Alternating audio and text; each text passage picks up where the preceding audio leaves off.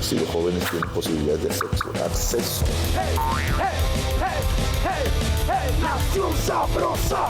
Hey, hey, hey, hey, hey, Nación Sabrosa. Bueno, también. Bravo. Bueno. Bienvenidos nuevamente a Nación Sabrosa, otro capítulo lleno de malas noticias. No vino Vane, la No primera. puedo decir nada, no, Vanessa ya Again. No, la extrañamos. No, pero pues no obvio. viene. O sea, no sé si no agarrarse con todo el mundo en Twitter ahora. Está muy indignada, dijo que iba a montar una asociación en favor de la clase media colombiana. Sí, Está yo, dándole vuelta. Yo la veo con pinta de candidata ya. yo creo, ella tiene pinta, De pinta. de alcaldesa de Turbaco, podría, No, ¿no? representante de la Cámara por... Y que va a por obligar, Ibarra. va a obligar a los colegios a que empiece las clases a las 9 de la mañana. Bueno, ¿Sí la leyeron? ¿Ah, sí? Sí. Que Sí, porque pero- temprano a las 7. Esa madrugada tan terrible de los niños. no, Oiga, pero pues en la costa hace calor, está mejor. ¿Cierto? sí. Es verdad, totalmente de Imagínese acuerdo. uno entrar 9 de la mañana para salir 2 de la tarde. Sí. Mejor, más tempranito y ya estar más Ya resguardado. la primera propuesta de Vane. Sí, ya la descabezada. primera propuesta. No, ya No, está un saludo descabezado. a Vane, la esperamos dentro de 8 días. ¿Será que sí viene? Sí, yo creo que sí. No, pero en 8 días vamos a tener un súper invitado para hablar de muchas cosas, sobre todo el tema de impuestos. Han pasado muchas cosas esta semana, Ecopetrol, Super salud. Supersalud, el show del Supersalud, buen El video, show pero cero, sí. mucho show. Sí, mucho show pseudo chavista, ¿no? Sí. Como Muy inspirado sí. en esa vaina de el chalequito y llegando a hacer la inspección pues en las droguerías. Llegar a... No, es que están equiparando, ¿no? Se me olvidó la palabra. Acaparando. Acaparando, gracias. Acaparando, Están sí. acaparando los... Todo el tema agrario, también pues nos anunciaron que iban a bajar las tarifas de energía. No nos dijeron cómo, pero pues dijeron que las iban a bajar. Vamos a ver cómo lo hacen y es una gran discusión que vamos a tener también aquí en un programa. Y hoy, con un gran invitado, estábamos en mora de traerlo, porque pues es una de las personas que, y no es porque sea mi partido, porque a mí me dicen que este es el programa del Centro Democrático. No. Me escriben por ahí. No, así me escriben. Dicen, no, solo ya la gente del Centro Democrático, pero aquí trajimos gente hasta el Pacto Histórico y demás. Uno. Uno. No, de Y, Cambio no- Radical y también. solo una vez y nunca más. Y de Cambio Radical también. Y que me alegra presentarlo ante ustedes, una persona que está haciendo una seria y férrea oposición en el Congreso de la República, que tiene mucho para contarnos y entonces, sin más preámbulos, démosle un fuerte aplauso y un recibimiento al señor Hernán Cadavid. Bravo. No, muchas gracias. Bienvenido, ¿no? Hernán. Muchas gracias. Ya era hora, Briceño. Sí, no. Qué bueno que nos acompañe, Hernán. Muchas gracias, y Julio, a felicitaciones ustedes. pues, por la labor de oposición, que no es fácil. Estamos en una, bueno, no sé si cabe el adjetivo, pero una aplanadora, Briceño. Estamos. Sí, es una planadora Un completita. poco parecido, sí. Entonces, pues es valiente la labor opositora en el Congreso. Oiga, gracias, Hernán, Julio. y ahí como de entradita, ¿cómo se siente eso? O sea, ustedes, pues una bancada de oposición, han enfrentado pues las peores reformas en cámaras donde se han dado los debates más álgidos, reforma a la salud, reforma laboral, también se dio un debate muy fuerte en materia de reforma tributaria. Pero ¿cómo se siente de estar remando? Oiga, sí, eso es una y bu- que le pasen a usted por encima personas que ni siquiera hablan? De Y acuerdo. también a nivel personal, es desgastante, frustrante, pues, ir todos los días y, digamos, comerse derrotas, porque es la realidad. Claro. ¿Eso es difícil, es frustrante o...? Julio, hay un tema que uno quisiera decir, muchachos, y es no uno encasillarse en la palabra frustración, porque si no, ¿quién se levanta el otro día nuevamente a Sí, enfrentar claro. el tema? Pero hay una condición que es todavía doblemente difícil. Primero, estar sometido a minorías. Pero segundo, ver que quienes triunfan no tienen la capacidad de entender siquiera qué es lo que están aprobando. digamos, varias de sus celebraciones, es decir, derrotamos al uribismo, derrotamos al Centro Democrático, así estén haciendo un gran daño. Cuando se les pregunta, oiga, ¿usted es consciente de lo que acaba de aprobar? Dicen, no, pero ¿qué fue lo que hicimos? Entonces, eso es, digamos, doblemente difícil, que estamos sometidos a una minoría, o estamos en minoría sometidos a esa mayoría. Un gran ejemplo es, digamos, la reforma pensional que se aprobó en segundo debate de Cámara con una especialidad para los indígenas, las negritudes, que cuando uno lo ve dice, oye, los regímenes ahí especiales que muchos ni siquiera sabían lo que estaban aprobando y nos derrotaron, celebraron, se tomaron la foto. Y después, ¡ay, juepucha! Entonces ahí sí, como decía, como el dicho bíblico, perdónalos porque no saben lo que hacen, más o menos es la historia. Pero hay que tener, digamos, capacidad de recomponerse rápidamente porque si no uno abandona la tarea, Briceño. Dicen que en el Congreso pues hay dos mundos, ¿no? Que es la Cámara, pues en todas las democracias. Una que es el Senado, que puede tener unas figuras más de opinión, y otra que es la Cámara de Representantes, en donde se mueve más el tema regional y en donde las maquinarias, estructuras son mucho más evidentes, que eso hace que las dinámicas sean completamente distintas. Es mucho más fácil ser o actuar dentro del Senado, obtener resultados, o es mucho más fácil estar en la Cámara. Pues lo difícil de la Cámara es esa explosión de sobrerepresentación. Es que en los últimos 8 años, por vía de ficciones jurídicas, a nosotros nos pusieron una representación de FARC, 5 miembros más en la Cámara. Pero adicional a eso, con una tutela revivieron la posibilidad de las 17 curules de víctimas, que están dedicadas al menudeo, porque hay que decirlo, y a eso están dedicadas. Que esas no se acaban ahora en el 26. El menudeo es que son personas que llegaron, digamos, filosóficamente se concibió eso. Yo no estaba de acuerdo, digamos, cuando se planteó, pero se concibió como una representación de unos territorios afectados por violencia. Y esas personas han llegado no a ejercer esa representación, sino a ver qué sacan, como cualquier otro partido. Pero dos preguntas sobre esas curules, que justamente teníamos la conversación antes de este podcast, y es que esas no se acaban en este 2026, no, ¿cierto? Eso tiene 2 periodos. No, esa tiene 2 periodos. Como FARC tuvo 2 periodos y se dilató, digamos, por aquella discusión en el Senado de que si se había aprobado, si tenía las mayorías o no. Luego, por vía de una tutela, la reviven, entonces entran tarde, digamos, en el turno, pero tiene 2 periodos. Pero si son limitadas. Claro, son limitadas. Tienen fecha de caducidad. Claro, ahora lo que pasa es que no es en el 26. Es correcto. Ahora lo que habrá que esperar es que, en teoría, se vencen las de FARC en el 2026 y ahora con estos nuevos acuerdos no vayan a decir, no, venga, pues reemplacemos a ELN. Esa es la estrategia, claramente. El ELN no va a pedir menos que las FARC. Estamos de acuerdo en eso. Entonces yo sí creo, Daniel, que es mucho más complejo el debate dentro de la Cámara por esa cantidad de personas y porque, hay que decirlo, no todo el mundo está con la visión en dar un gran debate, sino en, venga, ¿cómo arreglamos esto rápido para mi región? Y resuelva y siga. O sea que es más complejo, digamos, un debate serio en la Cámara que en el Senado, sin duda. Venga, pero yo quiero hacerle una pregunta. Ahorita vamos a conversar sobre actualidad, digamos, desde el gobierno y eso, pero una pregunta que va a los dos, porque los dos son del Centro Democrático y pues ya estamos viendo cómo calientan las candidaturas. Las campañas del 26. Se hizo viral un anuncio de Miguel Uribe. Pero era un video normal. Pero, ¿qué opinan de ese video? Porque hay discusión, hay polémicas si es un video que algunos lo han tomado como un video ofensivo, porque pues Miguel Uribe, que por cierto lo tuvimos acá, pues no es una persona que se levanta a las 4 de la mañana, como muchas madres de Colombia, a cocinar pues para los niños para el almuerzo. En fin, está esa discusión como de si él tiene la legitimidad para decir ese tipo de cosas de madruguemos, o mejor dicho, ¿les parece que le salió bien? Porque esto claramente es alguien diciendo, dando un paso adelante, voy a ser candidato. ¿Le salió bien a Miguel Uribe, que es copartidario de ustedes, o no le salió bien como están diciendo en redes? Bueno, yo nunca he sido invitado. Nunca he sido interrogado. No, sencillo, mira. Yo creo que el mensaje que quería dar Miguel, y creo que sigue en el video y creo que es muy positivo eso, es generar un contraste entre, más allá de si se levanta a las 4 o no, entre las personas que cumplen la agenda, o sea, ese mensaje de que el colombiano es muy cumplido, muy trabajador, en un contraste con un presidente, literalmente, que es incumplido, que no asiste, que no va. Claro, más allá de las interpretaciones, porque usted a esto le puede dar mil interpretaciones. Y usted le pregunta a un sector de la población que está de acuerdo con Miguel, pues le encantó el video. Si usted obviamente le pregunta pues a la oposición, pues va a salir a cascar a Miguel Pero Uribe. fue tendencia Miguel Uribe. No, y está bien. Y yo 2 creo días. y yo creo que está comunicando algo que es muy importante y está reiterando un mensaje, y es que en Colombia está llena de gente trabajadora, más allá del tema a las 4 de la mañana y demás. El trasfondo es Colombia hay gente trabajadora que tiene un presidente que no trabaja. Y es un tema que hay que reiterarlo. Que no te gustó, que te cascan, que te dan, que la forma no era esa, que Miguel esto, que lo uno. Yo creo que lo importante es ahí el mensaje de fondo, que es ese. Esa es como mi posición. Hernán, ¿qué cree? No, de acuerdo, digamos, en el seguimiento de control político que nosotros hemos evidenciado, es que Petro faltó 85, 86 veces a su propia agenda en el último año. Es decir, aquí lo que hay que evaluar es precisamente un gobierno, no solamente el presidente, que tiene falta de compromiso con las tareas, con el cumplimiento, versus una clase trabajadora o un sector poblacional laborioso que se levanta y cumple responsabilidades. Creo que ese fue el fin. Ahora, la reacción de ciertos opinadores me ha parecido un tanto, digamos, desproporcionada. Sí.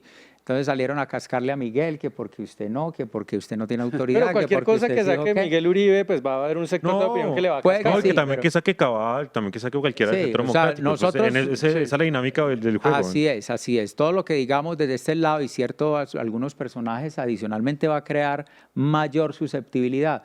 Pero creo que el fondo tampoco fue, digamos, mal intencionado como para el nivel de reacción. Ya quisiera yo ver esa reacción, por ejemplo, con un escándalo de corrupción del gobierno. Y no la ha habido, tanto así. Sí. Yo quisiera también decir una cosa muy, obviamente, en contra de Miguel Uribe, pero es que al fin y al cabo no somos más productivos porque madruguemos más.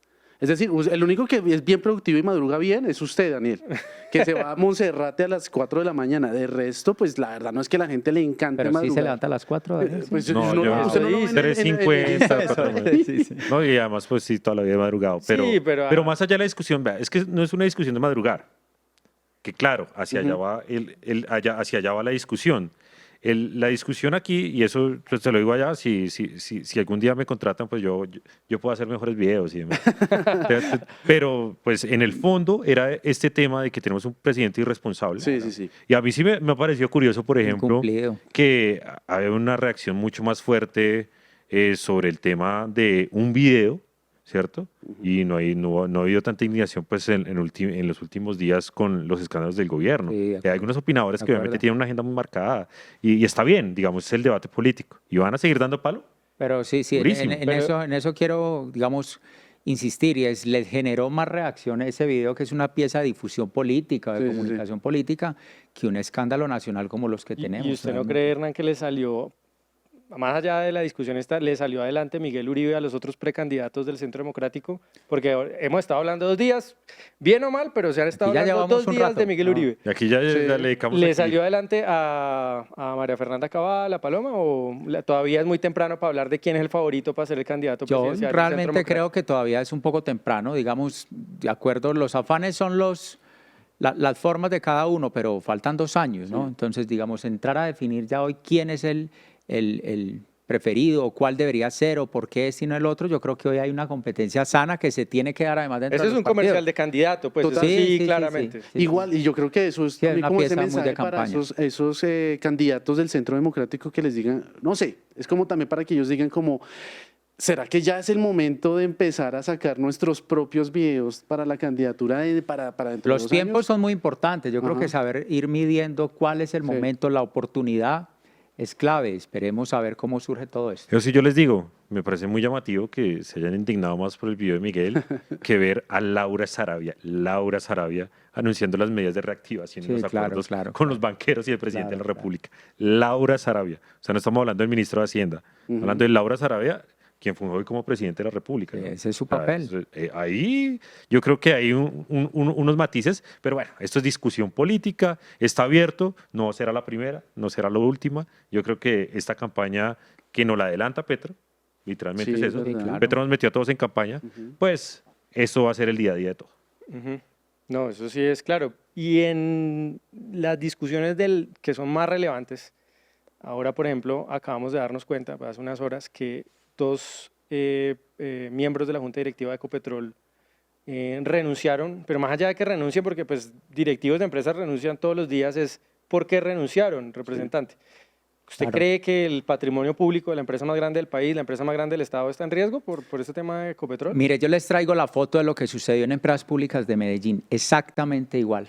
Es la injerencia indebida del gobernante, en el caso de Medellín era Daniel Quintero, en las decisiones de Empresas Públicas de Medellín, creando una ruptura con el gobierno corporativo, efectivamente, y luego terminó instalando a sus cuotas políticas y dejando a la señora María Camila Villamizar con un salario en Bogotá sin nadie sabía qué era lo que hacía.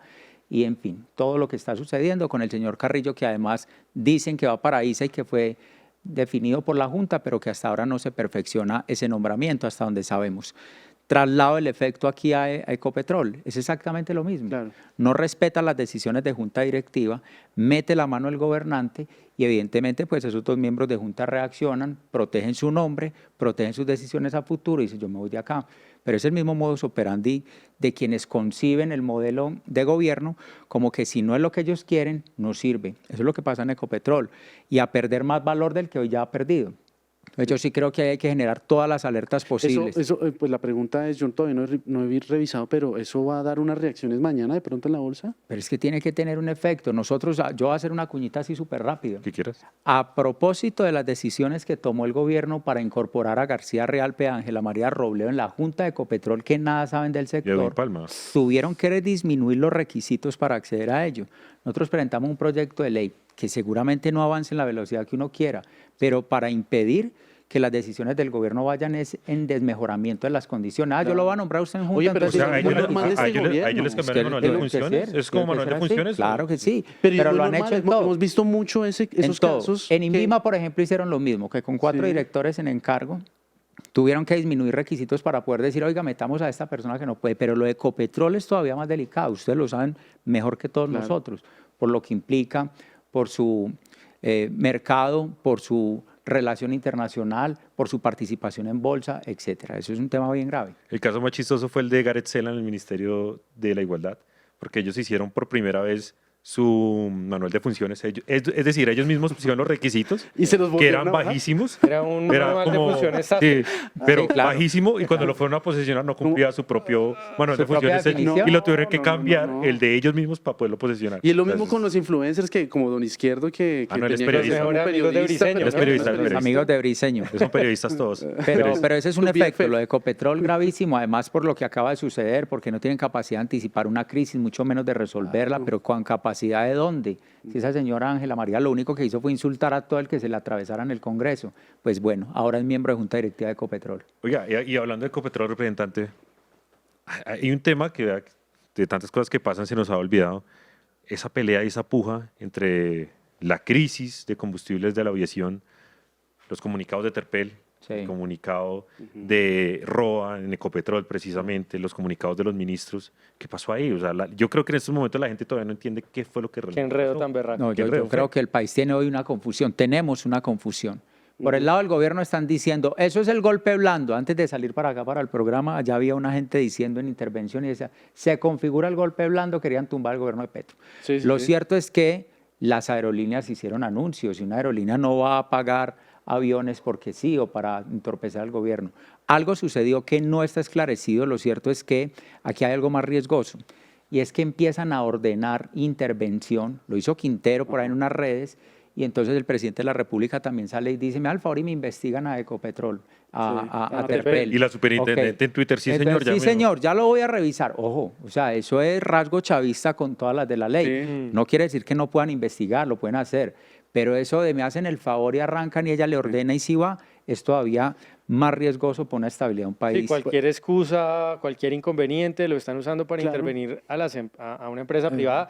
Pero además, teniendo en cuenta que el comunicado que saca Terpel es muy claro, ¿no? Ellos dicen, Ecopetrol nos ha estado despachando menos de lo que hemos solicitado. Correcto. Un 26% y pues ya cuando le dicen menos. a las aerolíneas, aparte de que ya les venían despachando menos, les van a reducir adicionalmente el suministro por lo que pasó en Reficar. Entonces las aerolíneas dicen, oiga, pues no va a poder cumplir la agenda de vuelos y ahí se desata el tema, ¿no?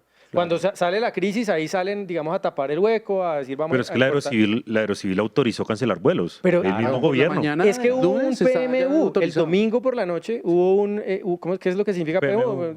Puesto de mando unificado. Un puesto de mando unificado para tratar la emergencia. Y luego nos dicen que no, es que se inventaron la emergencia en redes, pero si es que el mismo gobierno habló de que hay que importar, combustible. Pues hombre, yo hice una nota sobre el tema, no sé si la quieran ver. Sí, ya está lista. Arranque. A ver, ¿qué hizo Mateo? Hágale a ver.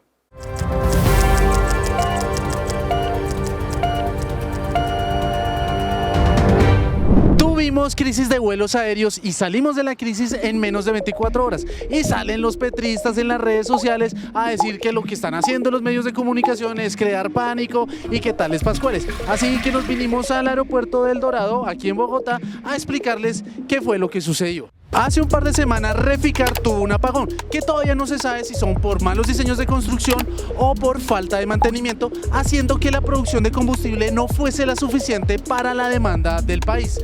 De esa manera, el 16 de agosto, Terpel, que es el principal distribuidor de combustible Jet A para las aerolíneas, les escribió una carta a sus clientes diciéndoles que por favor racionen lo más posible este combustible, porque si no, pues podría haber racionamiento, podría haber escasez. Y esto, obviamente, todo esto ya lo sabía el gobierno.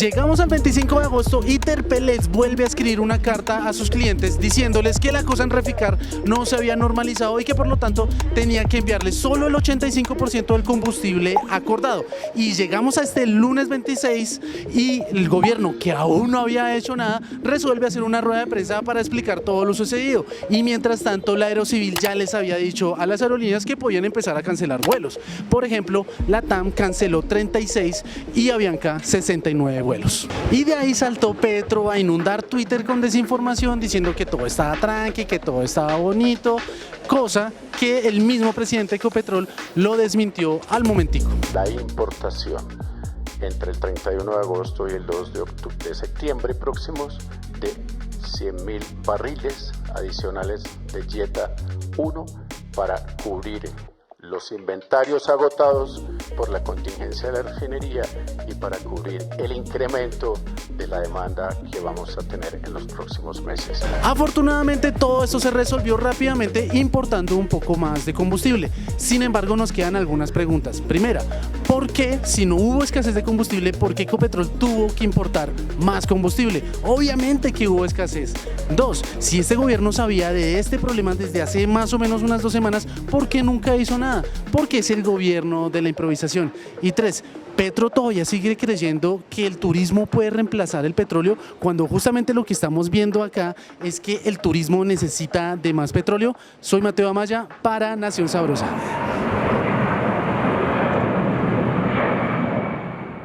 Pues nos cuenta el gobierno otra vez que el villano de la película es una empresa privada, porque ante cualquier problema, salud, transporte, pensiones y ahora electricidad también. ¿Vieron la locución del presidente el domingo? Sí. Claro. Otra vez, representante, es la misma lógica con todos los problemas del país. La culpa es de los malvados capitalistas, de los malvados empresarios. ¿Qué hacer para enfrentar esa 5.000 pesos el narrativa? que decía, ¿no? ¿Qué hace la sociedad civil y los empresarios para, digamos, contrarrestar un gobierno que los ataca continuamente? Pero déjeme mencionar algo aquí muy rápido sobre lo que sucede en el sector aeronáutico en Colombia. Recién llegado el gobierno, con la reforma tributaria desmontaron la exención del 5% del IVA al tiquete aéreo, lo que el efecto es encarecer la tarifa del tiquete. Primera. Segunda, cuando la integración Viva Avianca tardó 9 meses la aeronáutica civil en resolver, dígale que sí o que no, pero dígale si los va a dejar fusionar. 9 meses. A los 9 meses dijo, listo, fusionen. Ya las empresas dijeron, ya no éramos viables. Se perdieron 3.500 empleos de Viva, que tenía su centro de operaciones en Medellín principalmente, etcétera. Y ahora esto, o sea que el sector está, me parece a mí, en tremenda incertidumbre. Julio, frente a qué hacer el empresariado y los sectores del país a la hora de confrontar esto, a mí no se me ocurre fórmula mágica distinta a decir que aquí hay que saber resistir en los términos que se pueda, y no solamente esperando o asintiendo el golpe, sino que aquí hay que saber también reaccionarles por vía del litigio estratégico. Yo he insistido mucho en eso. Las resoluciones o los decretos del Ministerio de Trabajo o lo que sucede con el Ministerio de Comercio en materia de importaciones o exportaciones, o todas esas decisiones de última hora de los gobiernos son muy controlables por la vía judicial, además que ellos son bastante débiles en esa materia. les caen las reformas en la Corte, les caen los decretos en el Consejo de Estado, así que aparte de la actitud de continuar, yo creo que aquí hay que tener una actitud mucho más activa a la hora de confrontarlos en esa materia, ahí pierden la tarea. Hay un evidente sesgo antiempresa en el gobierno y ya que están acá, a mí sí me gustaría que habláramos de uno muy particular, que por cierto ya se comienza a mover nuevamente, y es todo lo que tiene que ver con el tema minero en el país. Pero no sé si ustedes lo sabían, Hernando lo puede explicar mucho. Hay un gran problema que es como un foco politiquero, por cierto, de Olmedo López y ahora de la ministra Susana Muhammad, que tiene que ver con Jericó, Antioquia. Sí. ¿Con qué, perdón? Jericó, Antioquia, que es como ese símbolo del gobierno nacional para acabar la minería, Sí. es Jericó, Antioquia. ¿Cómo vive pues, la industria de la minería en este tema allá en Antioquia? ¿Cómo lo ven? ¿Se va a acabar la minería? ¿Hay incertidumbre? Porque lo que uno escucha cosas aquí es que ya el tema está muy delicado. Bueno, 3 temas así muy rápido. Lo primero es Quebradona, que además hay que decir, sí crea una gran polémica en Antioquia, porque hay un sector no, digamos, izquierda o no con esa bandera que dice ese sector no debe ser para la minería. Es una minería de cobre, importante para la transición energética, etcétera. Pero además hay que decir que desde el gobierno anterior se negó en primera instancia esa licencia. Ahí está en una nueva posibilidad y el gobierno tendrá que resolver desde la ANLA si lo permite o no. Lo que usted dice es cierto. Ellos convierten algunos sectores o causas en símbolo y convirtieron Jericó en el símbolo. El suroeste, el uribismo, esa tierra conservadora de concepto, todo eso van por ellos. Lo primero. Lo segundo, yo creo que tienen al sector minero en una tremenda inestabilidad e incertidumbre porque además desde que inició el gobierno nacional dijeron, vamos a traer un nuevo código de minas y lo estamos preparando y les vamos a mostrar qué viene y vamos a acabar con etcétera, etcétera. Hoy no existe el código de minas nuevo, no hay proyecto. Nosotros nos metimos a conformar esa comisión que estaba toda no estaba en la izquierda, más allá de la izquierda. Casi que encabezaba los FARC, pues para que lo digamos de una manera más clara. Y la Zuleta. Y la Zuleta, y nos metimos allí y esta es la hora que texto no hay. Pero hay una tercera acción que mete en mayor incertidumbre al sector minero. Y Decreto es que 044. entre otros, pero quieren crear la empresa Ecominerales. Que lo aprobaron ya en primer debate, Ya ¿no? lo aprobaron en primer debate. Yo soy ponente, obviamente, de archivo de eso, pero las mayorías de las que hablamos ahorita Como una no están Ecopetrol derrotando. de minería. Ellos dicen que es el Ecopetrol de la minería. Pero, hombre. Y quieren que hacer son la cosas- comparación. Lo que pasa es que nosotros les decimos, no, es que pequeños petroleros no hay o petroleros informales. Sin embargo, eso el problema que puede crear y que va a crear es una restricción a la libre competencia en Colombia. Cualquier empresa del sector minero que quiera invertir va a decir, ¿yo con quién voy a competir? ¿Con otra empresa del sector privado o con el monstruo del Estado colombiano? Ese es el gran problema que existe. Pero hay una duda cuando yo he visto el tema de Ecominerales. ¿Qué es lo que buscan ellos? ¿Tener un monopolio sobre toda la actividad minera o generar un gran competidor dentro del sector minero? En teoría lo segundo, pero el riesgo bajo un modelo como el de Petro, que ya para nadie es secreto, ¿qué piensa sobre el sector privado? No se les va a proponer como un competidor, sino como un monopolio. Como una herramienta para Claro, nacionalizar. para Ecominerales las condiciones medio sencillas, el ANLA no le pone tantos problemas. Y llega, Pues sí parte. ¿Qué? Termina Pues sí siendo parte. juez y parte. Ya. ¿De acuerdo? Y una cosa que de pronto creo que es importante también mencionar acá es todo el tema de la economía ilegal, porque es que el Sí, porque gobierno eso no puede se ser... soluciona. No, y es que el gobierno es muy eficiente diciéndole a la economía legal, usted no puede hacer esto, no puede hacer lo Claro. otro, tiene que hacer rehabilitación, tal cosa, tal otra, pero la economía ilegal ahí sigue y esa sí no cumple ninguna de las normas, no cumple nada de nada. Y además de eso es explotación laboral y la hacen el crimen organizado, el ELN, Esos tal cosa. no están sometidos a consultas Nada. previas. Sí, Eso no. esos tranquilos. Esos no están en consulta previa, eso hacen lo que toca. Y mire que, por ejemplo, las pocas cosas que funcionaban de alguna manera, como la delegación minera que tuvo el departamento de Antioquia durante 21 años en la formalización minera, el gobierno llegó y dijo, no, ¿sabe qué? Me traigo eso Que para es que le Bogotá. dejaban a Antioquia Lo sacar acabó. los títulos mineros. Y formalizar y fiscalizar. Ok. Entonces, esa figura se llama delegación. Venga, Duró Una 21 pregunta años. para aclarar, ¿eso solamente lo podía hacer Antioquia? ¿No lo podía hacer otro más? No, lo ¿O? puede hacer cualquier departamento que cuente con capacidades institucionales y técnicas de vigilar, fiscalizar, y eso fue, digamos, toda una estructura que se fue construyendo durante muchísimos años. Entonces, cuando Antioquia ya tenía esa experiencia, ya había avanzado bastante en formalización, llega Petro con el nuevo gobernador de Antioquia, Andrés Julián, y le dice, ¿sabe qué? le termino El la, demócrata. le, El le gran ter- le demócrata, termino la el delegación, descentralizador. me lo traigo para nosotros, para la Agencia Nacional de Minería. Así que cualquier trámite, ojo, un gobierno que habla de descentralización, ahora cualquier persona que vaya a hacer un trámite del Bajo Cauca antioqueño, a Bogotá, señor, ya ni siquiera en Medellín. Ahorita decíamos que el gobierno de Petro, y eso yo creo que es evidente, tiene un sesgo antiempresas, pero también hay quienes dicen que tiene un sesgo anti-Antioquia. No, ¿Sí es pero verdad? absolutamente, lo tenemos. O sea, ¿es enemigo de Antioquia el presidente, el gobierno de Petro? Yo creo que sí, yo creo que tiene una animadversión muy grande con Antioquia, con la cultura antioqueña, con la comprensión de la política mayoritariamente vista desde Antioquia, con las costumbres, con la idiosincrasia. Para ellos se ha convertido en una barrera infranqueable políticamente hablando y eso los desafía. Y los trinos de ayer solamente hablando sobre Antioquia y disponiéndose sobre Antioquia, nos deja claro que hay un sesgo muy profundo desde hace muchos años y como presidente nunca tuvo la grandeza de entender que él era el presidente, sino que sigue siendo el mismo activista anti-región, anti-Antioquia. Hablando de Antioquia un poco, hay un tema que muchos me han preguntado porque no han terminado de entender.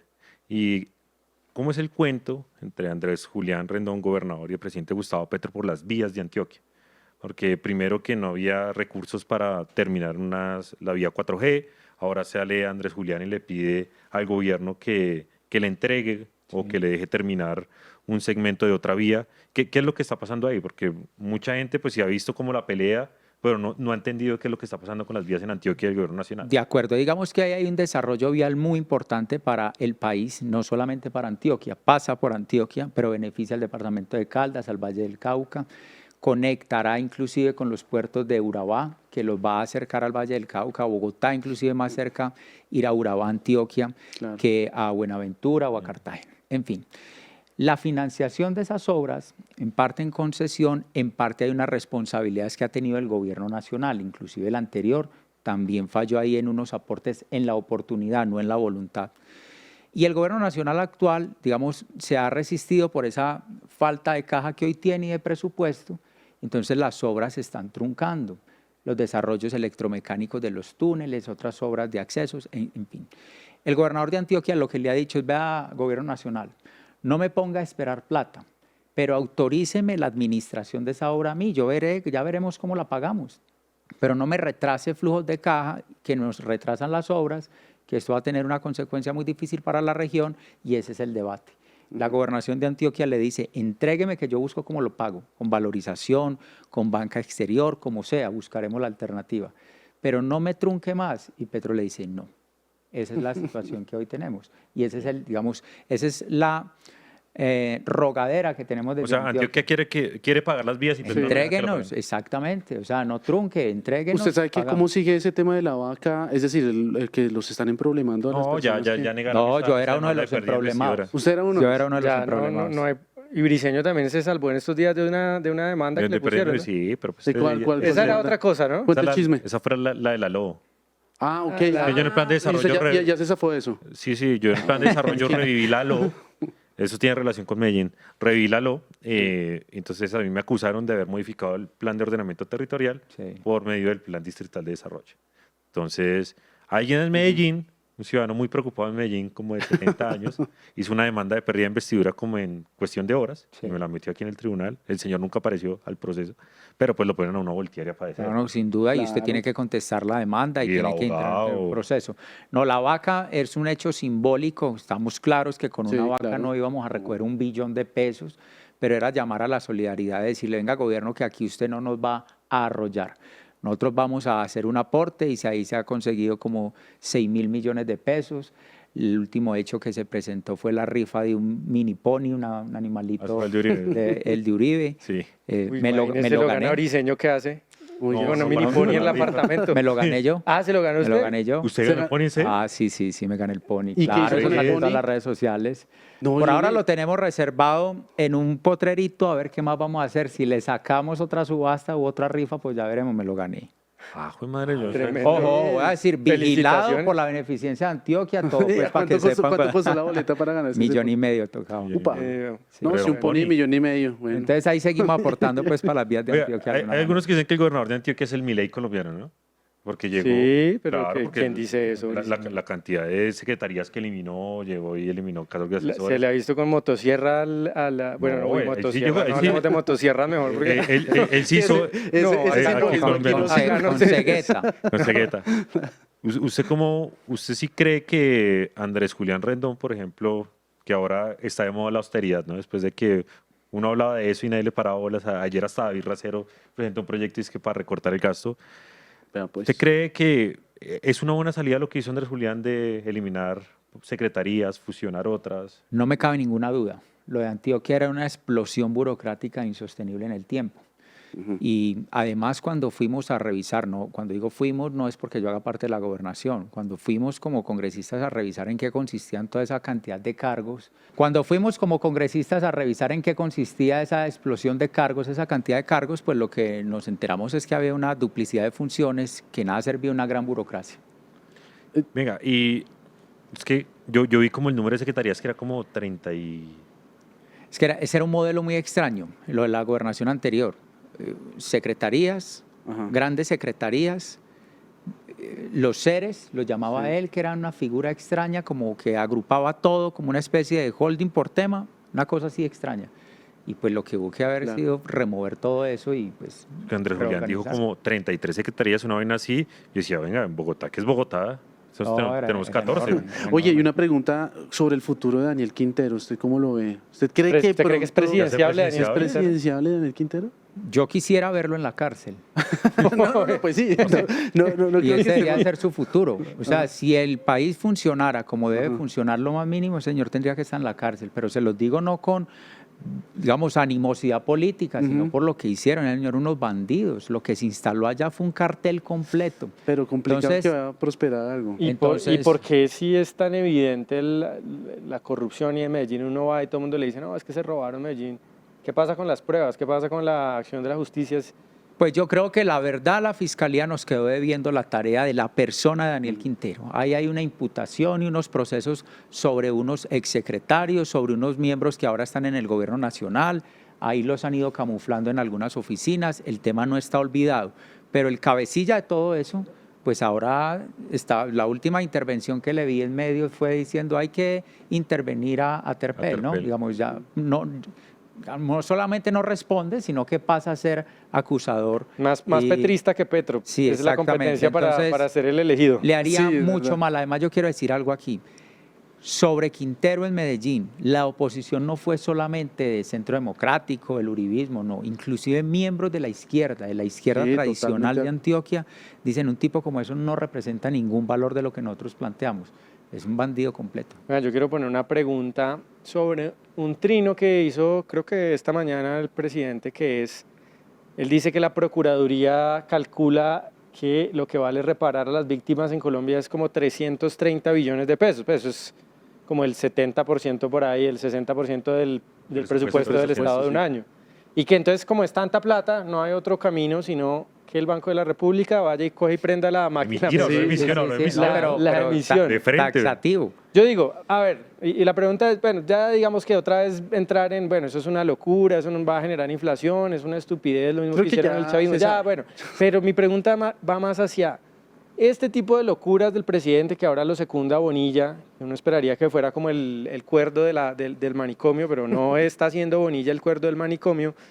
Pues lo que hace es que todos comencemos a hablar de eso y hablar y así todos los días, ¿no? Entonces todos los días Petro nos está poniendo la agenda. Emborracha. ¿Qué hacemos? O sea, pero por otro lado yo digo, oiga, dejamos que el presidente haga este tipo de meta, este tipo de narrativas y nos mete, ahorita hablamos de eso, pero el tema de inversiones forzosas, el domingo entonces que en Colombia no existe regulación de la tarifa eléctrica, un montón de mentiras y nos quedamos callados y nos quedamos al mar. Entonces es como esa disyuntiva. ¿Qué opinan el representante de ustedes también? A ver, que metan la cuchara. Pues Julio, yo creo que a veces en medio de ese comportamiento Petro, que ya lo conocemos, uno aprende a priorizar que de eso tiene algún grado de avance.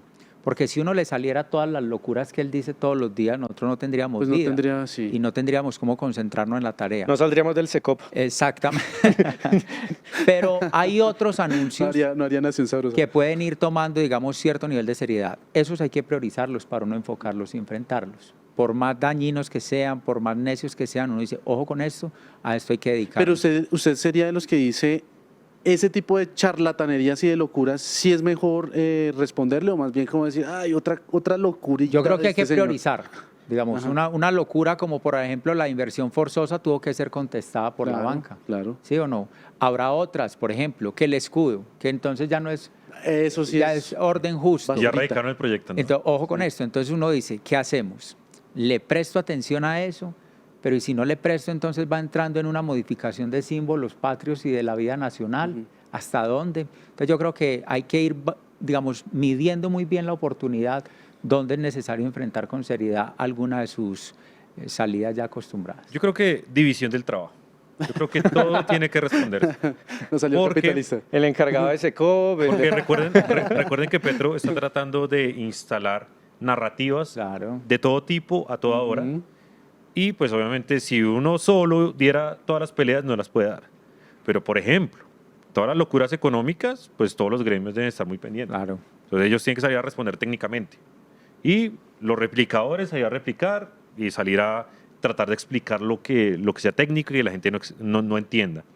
Pero sí nos toca dividirnos el trabajo, porque todo yo sí creo que hay que contestarlo.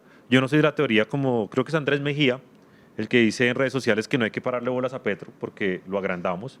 Pero, o sea, es que Petro es el presidente de la República, tiene sería buen invitado, millones, tiene millones de personas en su red social, y si nadie dice nada, si nadie lo contradice, pues algo queda en la cabeza. Algo queda en la cabeza y vea cómo van las narrativas de reforma tributaria. Ellos comenzaron que no más reformas tributarias, que ya estaban bien, después comenzaron a hablar, el tema tributario, mire, tales.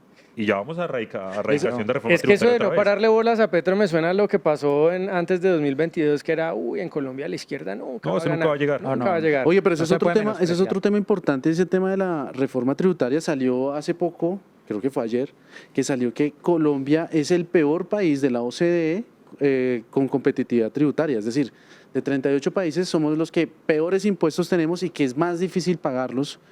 Y pues bueno, ahora sale una reforma tributaria que dice que va a bajar la renta de 35 a 30% de manera periódica. No sé ustedes cómo lo ven. ¿Ustedes creen que sí? Es decir, ¿que se le puede creer a este gobierno este tipo de reducciones de impuestos? ¿O? No, yo lo que veo es mucha estrechez para una nueva reforma tributaria, porque él no va a hacer una reforma para perder recaudo. Necesita 12 billones para poder financiar un plan de desarrollo, un presupuesto que encuentra desfinanciado, altísimamente desfinanciado, con fuentes cada vez más agotadas, con un recaudo que va cayendo. ¿Y de dónde a quién le va a sacar 12 billones de pesos? Uno explora alternativas. Es que está raspando la olla, pero es que eso es lo que yo no entiendo y me gustaría de pronto si alguien quiere bajarle el impuesto de renta, pero está raspando la olla para encontrar pero ¿a quiénes usted puede bajar el impuesto de renta nominalmente, porque una cosa es la tasa nominal que pagan las empresas y otra es la tasa real. Sí. ¿Cómo logra incrementar el recaudo? Porque aquí no van a bajar impuestos, eso es lo primero. Vamos a subir los impuestos. ¿Cómo lo hace bajando la tasa nominal? Quitando deducciones. Si usted quita deducciones, beneficios tributarios a las empresas y a las personas naturales, no tiene necesidad de subir la tasa, la puede incluso bajar, pero la tasa nominal, pero en realidad le va a pagar más impuestos. Porque está quitando las exenciones todas. Esa es la única alternativa que nosotros vemos de dónde va a encontrar. Sirve para la propaganda decir, no, es que el gobierno de Colombia bajó la tasa de renta que está muy alta para las empresas. En últimas puede resultar en que en realidad estén pagando más impuestos las empresas. No, normal, solo miren la gente que está quejando en estos momentos que está haciendo su declaración de renta, está diciendo, venga, ¿cómo así que me llegó todo esto? Acuérdense que hace un año nos metieron en el mismo cuento. No, impuestos solo a las 4.000 más ricos, les vamos a subir. Pero hicieron una reforma tributaria quitando muchas deducciones, recuerden, muchas deducciones en su momento, y hoy tienen efecto. Pero vea que todo el mundo le echa la culpa al gobierno por el tema fiscal, que estamos emproblemados fiscalmente, el recaudo se cayó durante los 6 meses y obviamente pues el gobierno es el principal responsable, pero es que no nos podemos olvidar que el Congreso es el que aprueba el presupuesto y el presupuesto del año pasado, igual que el que presentó Bonilla este año, es un presupuesto maquillado con cuentas alegres. Y entonces, al Congreso, ¿quién le pide cuentas? No es que es como son 300, ¿cuántos congresistas hay? 300 y pico, ¿no? Eso es una discusión muy importante. A nadie le importa, nadie asume la responsabilidad y aprueban cualquier, y es que es así, cualquier tontería que les presenta de presupuesto el gobierno, así nos meta en problemas a los ciudadanos. Pues eso es lo que Pero dice además, mire el esto, representante aquí hay desde un el tema principio. legal que es complejo, que hay que revisarlo, y es que se permite presentar montos del presupuesto que tengan desfinanciación. Dice, Constitución lo dice, después veremos cómo encontramos la fuente. Pero ¿hasta qué tanto? ¿no? Entonces, por ejemplo, una de las fuentes que decían ellos en el presupuesto anterior es que, es que en litigios entre el Estado y particulares y otros vamos a encontrar 10 billones. Pues no. Es decir, están proyectando el monto del presupuesto sobre una expectativa que no pueden cumplir. Y esa es la realidad. Y ahorita se ven en lo que se ven y es empezar a hacer unos ajustes. 20 billones dicen año 2024, 20 o 25 billones año 2025, pero cada vez las fuentes más agotadas, ¿de dónde le van a sacar más plata a la gente? Y otra pregunta económica, ya que estamos hablando de temas económicos, y es lo que sucedió con la alianza entre los bancos y pues el gobierno, Gran que ya pacto no por el va a ser crédito. una inversión forzosa por ley, sino que ya... Si podemos hablar de una alianza, y me parece que estamos... Bueno, Una alianza forzosa. El pacto forzoso. Yo he dicho, esto es como en la película El Padrino, te voy a hacer una oferta que no podrás Claro, rechazarle. Eso fue lo que le hizo el gobierno a los bancos. Porque Y le pusieron una cabeza de caballo en la cama. más o así, menos, más o menos. O llega a un acuerdo o le meto una ley peor. Sí, claro, Más o menos claro. fue eso, representante. No, es así, sin duda. Yo tengo una visión sobre lo que allí pudo haber pasado. Es que el gobierno ha llevado al sector financiero al punto en donde lo quería tener, tal vez con la amenaza de inversión forzosa. Yo no estoy tan seguro que el gobierno tuviera inclusive redactado un texto de ley para llevar al Congreso. Como decíamos ahorita aquí en esta Cámara, yo creo que se los comieron de cañazo. Sí, claro. Y los llevaron a un punto de decir, bueno, me hacen el favor con esto. Sí. Pero me parece que el sector financiero, entre otros, aquí empieza a pasar, en mi opinión, un poquito esa amabilidad y esa apariencia de tranquilidad con el gobierno nacional. Yo creo que los sectores privados no pueden tener, por lo menos con este gobierno, esa cierta tranquilidad como lo que pasa con las EPS. No va a cambiar el tema, pero esos acuerdos no terminan saliendo bien para el sector privado, ellos lo tienen que entender. Laura Sarabia está haciendo un buen trabajo ahí de relacionamiento con Pues ella ciertos sectores. ella ¿no? la que maneja el sector financiero, ella es la presidenta de Colombia. Sí, es la Ella dio el anuncio, es ministra de todo, echa ministros, Y cambia gente y demás. y lo que estábamos hablando tras bambalinas, y es, ¿quién va a pagar eso? ¿Quién va a pagar que ahora los bancos van a entregarle créditos a personas que tienen mal historial crediticio o a los que no les entregaría esos créditos? O no ¿Quién tienen- va a pagar eso? Si no tienen respaldo. Si no tienen respaldo. garantía Y para además garantía. de eso, estoy casi seguro que va a pasar, ellos le van a entregar ese crédito a sus amigos, a los amigos de los funcionarios, por lo menos Direccionado que... políticamente, Sí, al 26, exacto. sin duda. ¿Quién va a pagar eso? ¿Lo No, pagan? y la pregunta es si realmente sirve para reactivar. Porque, por También. ejemplo, hay una gran duda sobre el sector construcción. Aquí tuvimos a Sandra Forero y hablaba con ella sobre este tema. Y ella me decía, vea, usted le puede poner al sector financiero obligado el crédito a la gente. El crédito de vivienda, entonces vamos a meterle en este gran pacto el crédito hipotecario. Entonces nos vamos a enfocar para reactivar el sector Sí. vivienda. Sin embargo, lo que me decían y me explicaban es que no basta solo con el crédito. Si el gobierno no es efectivo en el subsidio de vivienda, pues el sector no Como se no lo ha reactiva. sido, Claro, Daniel. obvio. como Y no ha lo va a sido. hacer. Tiene en este momento una ejecución del 6%, 7% en el fondo de vivienda, pero el Ministerio de Vivienda va en una ejecución como del 30%. Entonces la pregunta es, ok, obligan a los bancos a que den los créditos hipotecarios, Sí. los desembolsan, y en el momento en que la gente llega y dicen, ¿y el subsidio? Claro. No, nunca me lo desembolsaron. Pues igual, no sirvió de nada el crédito. ¿Sí me entiendes? Sí, es. Es como que no va a ser tan efectivo este tema, por ejemplo, en el sector de vivienda, que es el que más necesita en este momento reactivarse, si el gobierno no es efectivo al mismo tiempo en los subsidios, y no va a pasar. Se va a pasar, yo sé que es una pregunta incómoda, pero yo creo que vale la pena que no lo hagamos si el pacto histórico se reelige en 2026. Es una pregunta no porque crea que yo que vaya a pasar, pero sí me parece que es un escenario que hay que montarnos en la cabeza para entender las consecuencias de que estas malas ideas de las que hemos hablado hoy se llegaran a extender 4 años. Yo realmente, digamos, en la hipótesis, ¿no? Porque genuinamente creo que no va a pasar. No, yo Pero tampoco. Vamos a ese, Muchos estamos trabajando para que no pase. vamos a ese escenario, pero yo sí creo que 8 años, 4, digamos, algún daño hace. 8 sería la profundización de una destrucción de muchísimos sectores. Yo sí creo que sería catastrófico. Yo sí creo que ahí quienes hoy no tienen, digamos, la decisión de irse o desinvertir, pero que tienen cautela, ahí sí se irían. Es decir, el impacto ya sí sería una realidad. de lo que implica un modelo como estos, porque yo siempre insisto, yo creo que el 26, el alegato de nosotros no debe ser sobre derrotar a Petro, sino el modelo, lo que él representa, que es todavía más peligroso. Sí, yo creo que esto también es un tema de si le sale bien a este gobierno, y qué es que le salga bien, que la dictadura venezolana se perpetúa en el poder, es que le salga bien. Si eso pasa, nosotros terminaremos, creo yo, si seguimos después de 2026, seguimos siendo más dependientes, es de una dictadura que ya estamos viendo que ya se están empezando a mover con el tema, digamos, de no exploración, no explotación de hidrocarburos. Entonces, ¿qué es lo que toca hacer? Obviamente importar de la dictadura de Venezuela, que pues todavía se demora un poquito, pero yo creo que eso es uno de los problemas más graves, es la dependencia energética de una dictadura y cómo nosotros ya en la región comenzamos a desestabilizarnos como región latinoamericana. Y fíjese que aquí hemos visto el problema de Venezuela como un problema interno de Venezuela, pero estamos ante un foco de desestabilización de la región, Sí, porque total. no podemos tener una Cuba, que Cuba lo que se dedicó desde los años 60 fue a tratar de exportar el comunismo en América Latina financiando grupos guerrilleros. Así Y eso a veces aquí es como pecado decir ese tipo de cosas, pero esa es la realidad. Aquí hubo grupos guerrilleros que fueron financiados, entrenados por Cuba. Sí. Pero es que estamos hablando no de Cuba, sino de Venezuela, que tiene la chequera petrolera. Entonces, realmente tener una dictadura ya consolidada, ya, ¿cuántos años lleva el chavismo? 25 años. 25 años. Tiene unos efectos muy peligrosos sobre la democracia colombiana. Pero es que además no hay país del mundo que reciba los efectos de esa dictadura, los coletazos, como lo recibe Colombia.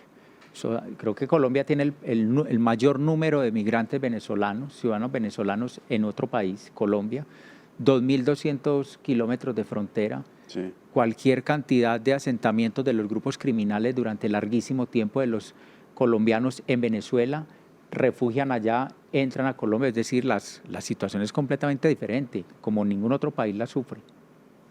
Venga, y se nos está acabando el tiempo, pero si yo sí. Pero venga, Briceño, yo antes de que vaya a acabarlo, No, porque... faltan 5 todavía. Ah, bueno, perdón. No, dale. No, es que quería mandar una cuña porque le quería también contar al representante que hacemos muchas cosas acá, los que estamos sentados. Una de esas cosas es que estamos en una vaina que se llama la Ruta Libertad 2026, que es tratar de incidir en las redes sociales a través de formar digitalmente o en habilidades digitales a personas para que incidan en temas políticos. Entonces, estamos, por ejemplo, este sábado tenemos un entrenamiento de la Ruta Libertad 2026 y la próxima semana, también como cuña, nos vamos del colectivo No con mi ahorro, que es, digamos, una organización en defensa de la propiedad privada, de los ahorros de los ciudadanos. Nos vamos a grabar un documental con Jerome Sanabria y con el equipo técnico a Perú y Argentina. Y ella, por cierto, está haciendo una vaqui, que el señor Briceño ya nos apoyó. Muchas gracias. Pero ya va 10 millones.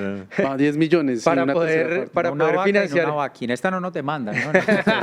No para creo. poder financiar el documental. Entonces, yo quiero pedir un aplauso para esa vaqui. Bueno, bravo.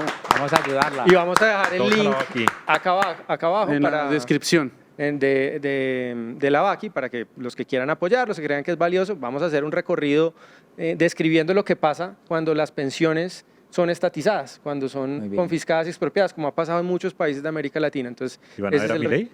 Ojalá. Uy, Ahí sería estamos. increíble. ¿Te imaginas?